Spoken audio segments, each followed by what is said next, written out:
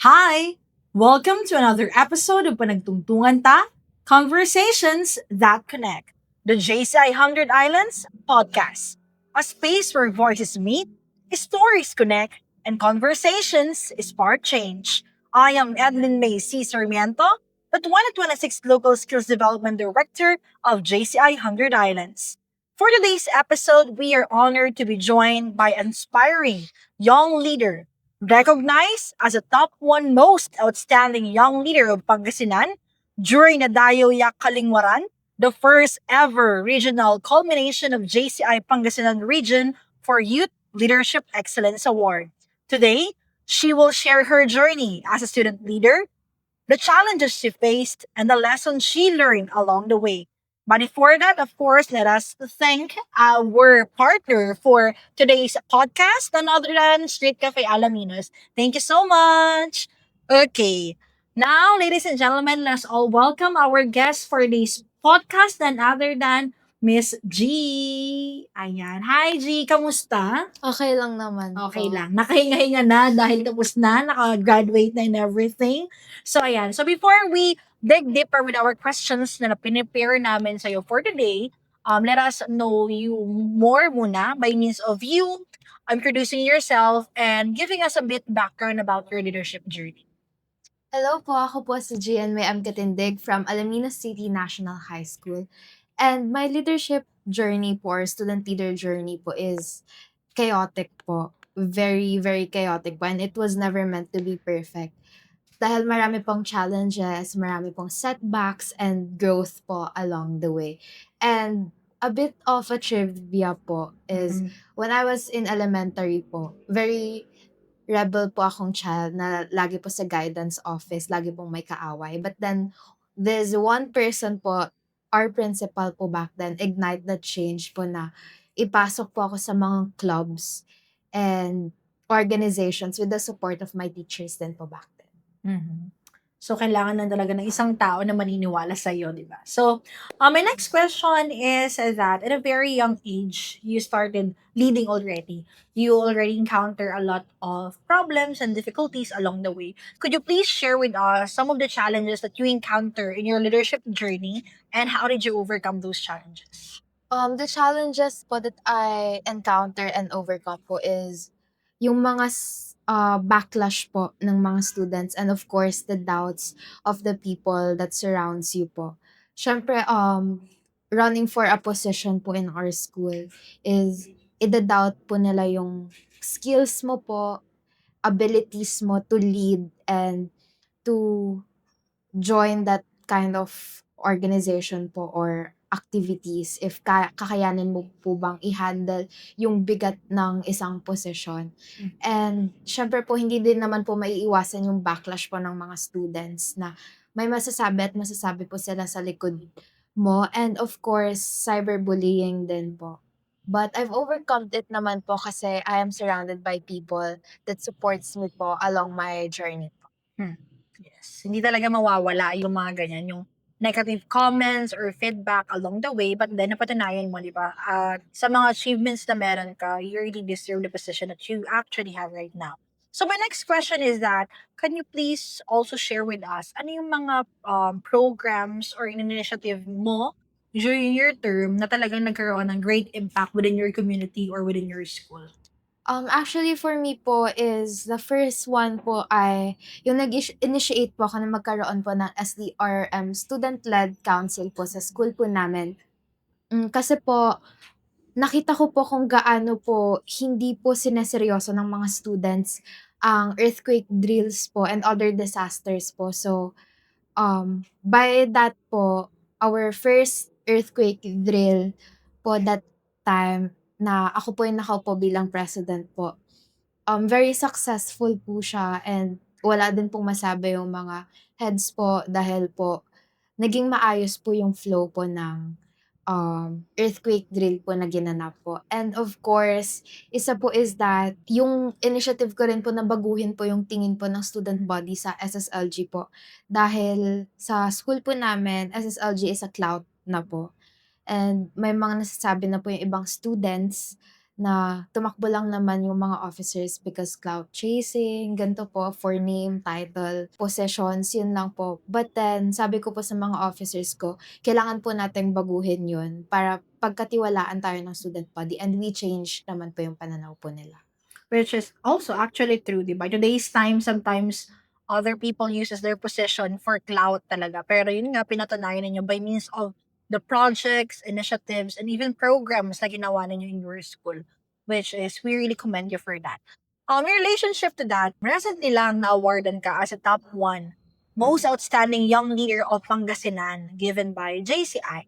So, how was the experience that time? Siyempre, marami kayong naglaban-laban, unexpected kung ano yung mangyayari. Ano yung na-experience mo? Can you please share with us? My experience po by that time was very nakakataba po ng puso. Kasi po, sa school po namin, very unrecognized po yung mga student leaders po, yung mga sacrifices po nila sa mga ACADS din po. Siyempre po, we cannot always balance po academics and student leadership, lalo na po my personal life din po. Mhm. So, ayun po, parang very nakakagaan po sa puso dahil finally na-recognize po ang sacrifices ko po and hard works ko po. Siyempre, hindi ko lang po hard works, kundi hard works na din po ng mga officers ko sa organizations po na na-handle ko po. Okay. So, among all of you, kayo yung nanalo. So, what do you think set your leadership apart from others in that competition? For me po is that yung pagiging student athlete po. Kasi when it comes to student leadership, hindi naman po lahat matututunan doon. Pero kapag sasali ka po sa ibang larangan is may knowledge ka pong mapupulot doon and that is sportsmanship po.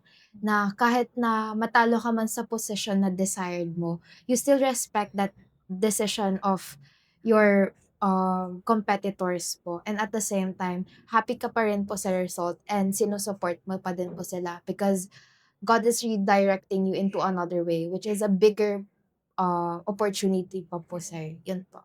Okay.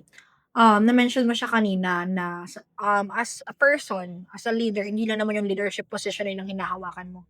Meron kang personal, meron kang academics, and so on and so forth. So, paano mo nababalance lahat ng yun nung ikaw, most especially yung presidente?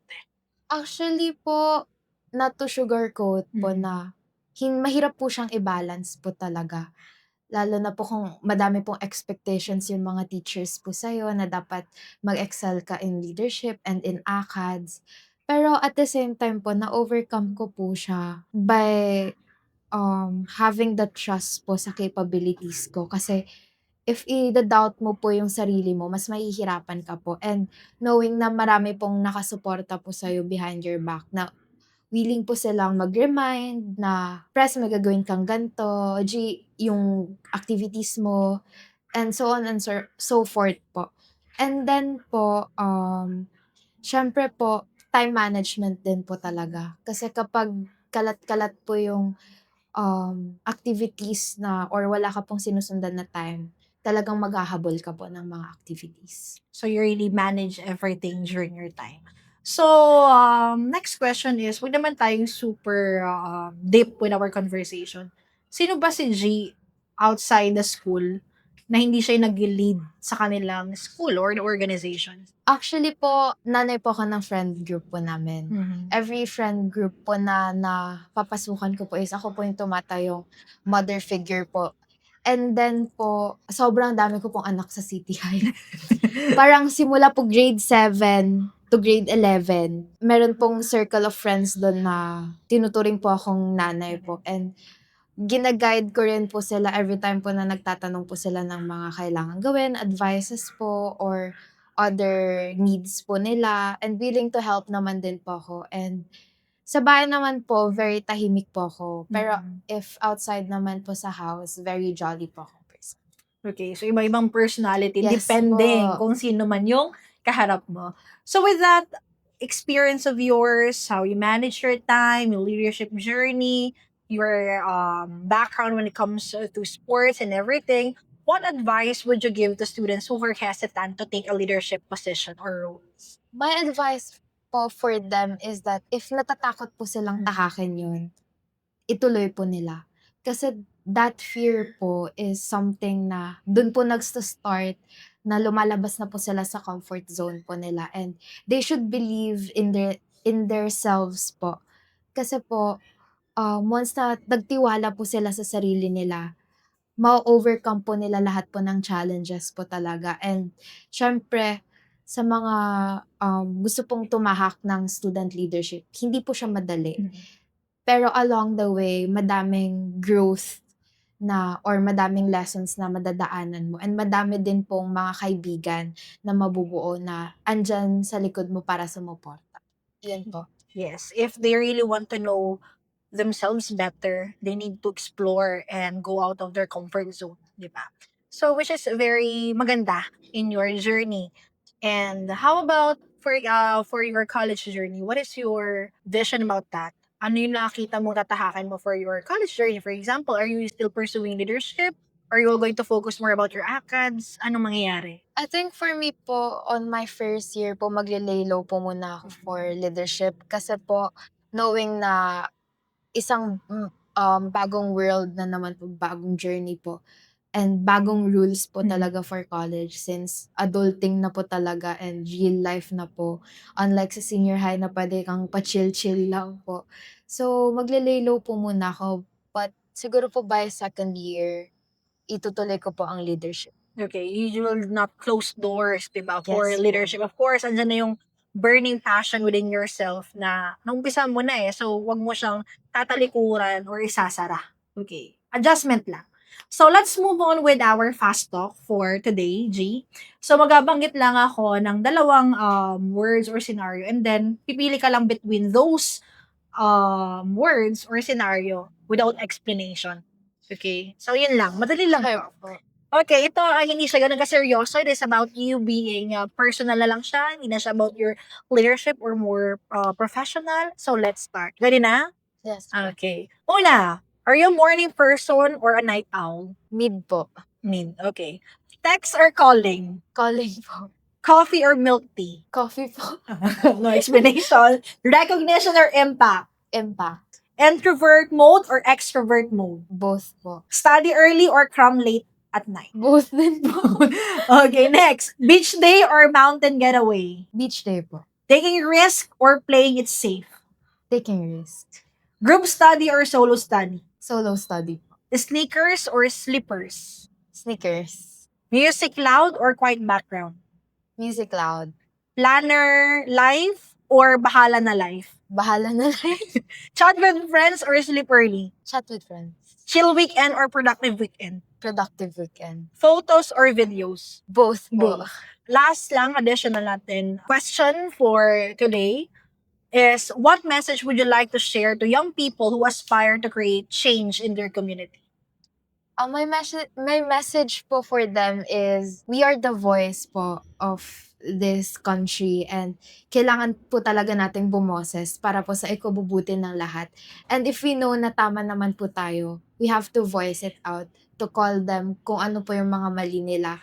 And kahit hindi po makinig yung pinagsasabihan po or kino-call out po, it's up to them. As long as ginawa mo na po yung part mo, by saying to them once, naiintindihan na po nila yun. And if they don't take that as a constructive criticism po, sa kanila na po yun, labas na po yun. Labas na po yung nag-call out. And of course, knowing po that this country has a lot of issues po sa government, we really have to create an impact po, not just in our community, na we have to inspire others po to voice out their voices, kasi ang kabataan nga po ang pag-asa ng bayan. Yes, correct. So, kung wala kang pakialam, bakit? Yun ang question Yes natin po. ngayon. So, thank you so much, G, for going here sa ating panagtungtungan ta. But before that, syempre lahat ng aming mga guests ay binibigyan namin ng regalo. Ayan, can you please open this for us? Ako nagbukas. Ayan, buksan mo na lang siya. Ayan, it is our simple token of appreciation for you na pinaunlakan kami ngayon. Maraming salamat. Thank you so much din po. Her story reminds us that leadership is not defined by age, but by courage, passion, and the willingness to serve and create change. We hope today's conversation inspire you to reflect, connect, and take action in your own community. Just like the waves surrounding the 100 Islands, the impact of our stories is spread further than we realize. This has been Panagtungtungan Ta, Conversations That Connect, the JCI 100 Islands podcast. Don't forget to join us next month for another inspiring conversation. Until then, keep sharing, listening, and making waves. Again, thank you so much, Street Cafe! Panagtungtungan